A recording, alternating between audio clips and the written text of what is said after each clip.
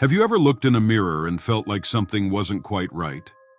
For most, it's a brief moment, a flicker of doubt, a shadow in the corner of your eye, or the eerie sensation that you're being watched. But what if the reflection staring back at you isn't your own? It all started with something as ordinary as an old mirror. But sometimes, the most harmless things are the ones that hide the most terrifying secrets. I had just moved into a new apartment, a fresh start after everything had gone wrong. The city was cold, the air thick with ambition and anxiety, and I was tired of it. A change of scenery seemed like the best solution. The apartment was small but cozy, a quiet little place on the top floor of a rundown building. It was the kind of place that felt like it had its own history. Scratched floors, peeling wallpaper, and furniture that looked like it had seen better days. It wasn't much, but it was mine. I unpacked, settled in, and tried to forget the world outside. But there was one thing about the apartment that unsettled me. An old, large mirror in the hallway. It was a beautiful piece, antique, with intricate designs carved into the frame, but something about it felt off.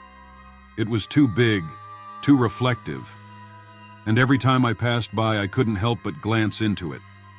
At first, I thought I was just being paranoid. The mirror was simply a mirror, nothing more. But the more I looked, the more I noticed small details that made me uncomfortable, like the way it seemed to take longer than it should to catch my reflection, or how sometimes I could swear that my image in the mirror wasn't exactly like me.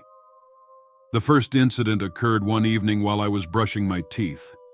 I glanced up at the mirror, and for a split second I thought I saw someone standing behind me. My heart skipped a beat, and I spun around only to find the hallway empty.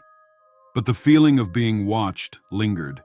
That night, as I lay in bed, I couldn't shake the feeling that something wasn't right with the mirror. I tried to convince myself it was just the stress of moving. The city was chaotic, and I was overwhelmed. But the sensation stayed with me. I began avoiding the hallway. I no longer passed the mirror unless I had to. I tried to ignore the strange discomfort it gave me, but every time I glanced at it, I couldn't help but notice something else. A flicker in my reflection, a shadow that didn't belong. At first, I thought I was imagining things, but the feeling grew stronger. Then, one morning, I woke up to find the mirror different.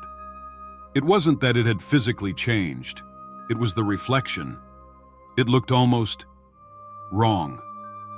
As I stared into it, I realized my reflection wasn't moving in sync with me. My image in the mirror stayed frozen, watching me with an expression that I didn't recognize. Eyes wide, pupils dilated, as if it knew something I didn't. I tried to convince myself it was just a trick of the light, but that night, the mirror was worse. As I walked past it, I caught sight of my reflection again. Only this time, it wasn't mine. It was still me, but the face was twisted, contorted into something grotesque. My reflection grinned, a smile far too wide, the corners of its mouth stretching unnaturally. I froze, staring at it, unable to look away. The reflection didn't move. It just stood there, grinning, waiting.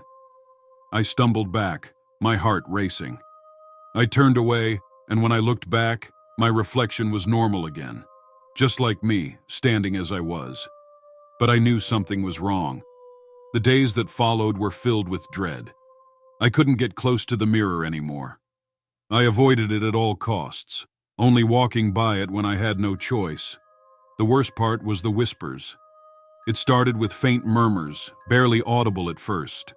When I was in the bathroom, when I walked by the mirror, I could hear something, a voice. It sounded like my own, but distorted, like an echo. It's time to look deeper. I thought I was losing my mind. My reflection seemed to have a life of its own, becoming more and more disobedient. It no longer mimicked my actions exactly. It would pause, linger, or even perform actions I hadn't made yet. I would blink, and the reflection would hold its gaze, unblinking. I couldn't stop myself from looking anymore. The fear I felt drove me closer. I found myself standing in front of it, staring into the reflection for longer than I should have.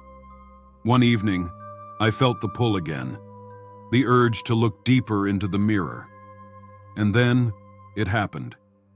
I saw something that made my blood run cold. A figure appeared behind me in the reflection, a shadowy outline of a person. I whipped around, but there was no one there. The room was empty. My heart hammered in my chest as I turned back to the mirror. The shadow was gone, but the reflection, it wasn't me anymore. The face staring back at me was unfamiliar. Eyes wide, pupils dilated, and that same twisted grin.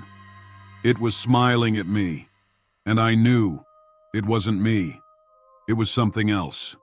The reflection was no longer just a reflection. It was separate. It was alive. I tried to step away, but the reflection wouldn't let me.